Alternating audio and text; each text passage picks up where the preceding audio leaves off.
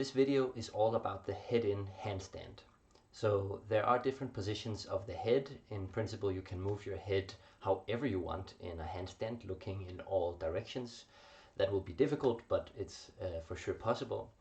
And the head-in position is when, instead of looking between your hands as normal, where that will stick your head out, then you're looking up to the ceiling. So the head goes on the inside of the arms. So there's the out, there's the neutral, and there's the in position. And to practice this, it's a good idea if you already have a stable handstand that balance comes pretty easy, because moving the head and changing the sensory information from your eyes only makes it harder. So the other thing that's worth mentioning is your shoulder flexibility.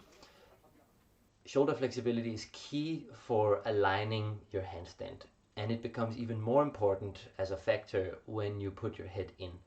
The reason is, when the legs go in front of the body, or whenever weight goes in front of the body, then you either need to planche or you need to open your shoulders more or extend your spine more. And flexibility really helps you if you don't have the strength for the planche in that case.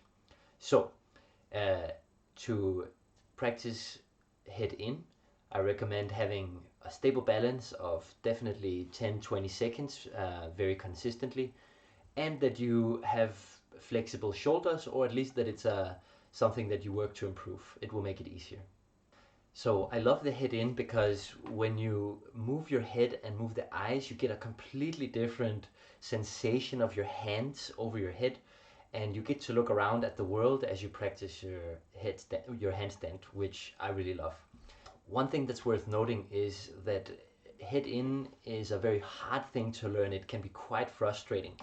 It's very easy both to lose the balance to the back by letting go of your front, your belly or hip flexors at the wrong moment, or to lose the weight to the front, because when you move the head, the weight is actually going front. So if you don't do a small subtle counter correction, that can also lead to a frustrating fall.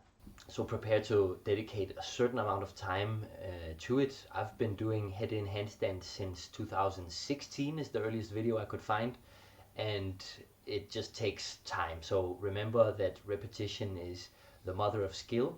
And my first tip for learning the head-in handstand is to practice it with your back to the wall, so that you're not using the wall but balancing there. And when you go for that transition, then if you fall, at least if you fall to the back, which is the scary side, then you have a chance to reset, and you can get multiple reps in one set of trying to move your head and see if you can catch the balance.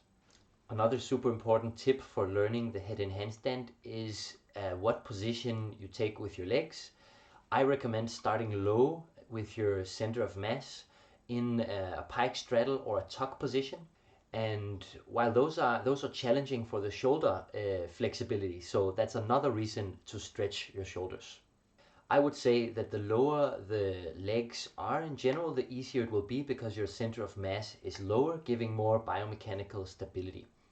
When you've learned to balance and head in with a low position, then you can practice the higher ones, like the open straddle position or the straight position.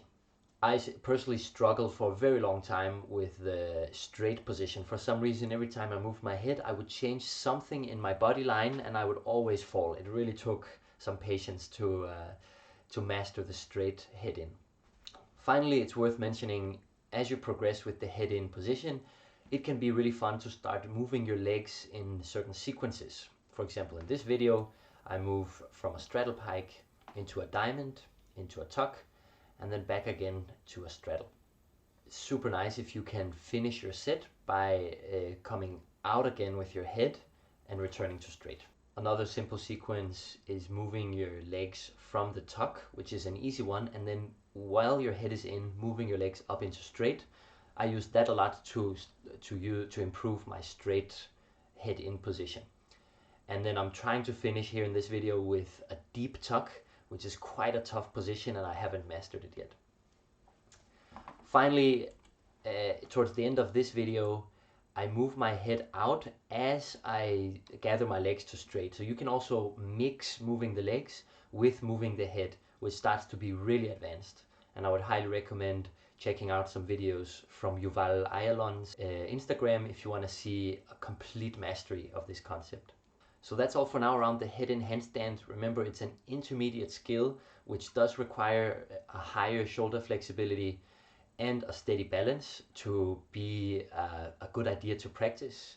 And it's an amazing challenge for your balance. Your normal looking down handstand will only be so much easier when you've started to dabble with the head in position.